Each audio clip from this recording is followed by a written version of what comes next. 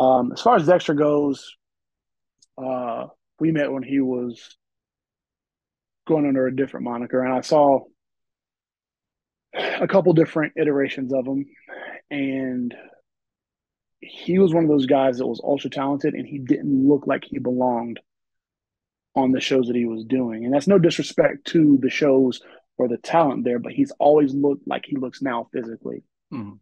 And there was a time where he was actually bigger, like as far as muscle goes. Oh, wow. So you'd have a guy come out there and he'd be standing in the ring, and then Dexter would come out and everybody like, oh, okay, there's about to be a murder. So he just had this presence about him. And it was crazy to me that he wasn't signed a long, long time ago. And I've told him that before. Like, I don't get how you're not a millionaire.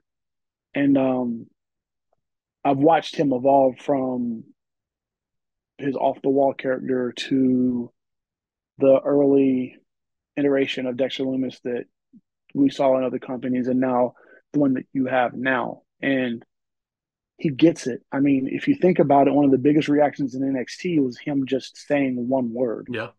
Yeah. And I remember seeing it and getting goosebumps, and I immediately texted him. He wasn't even out of the segment yet. And I was texting him. I was like, "This is amazing." And I always put that over to people. It's like if you get what you're doing and you understand it, then the smallest things mean the most. And but anyway, there professionally, I don't think I could have any more respect for him. I get surprised here and there listening to him coach because we've never all coached around each other before. Mhm. So they'll say something and I'll find myself being a student because I'm a fan of their work. So it's kind of hand in hand. So they'll start coaching and I'll listen. Okay, this is all right. I like the way that they're saying this. Or like I like their reasoning. I like their whys.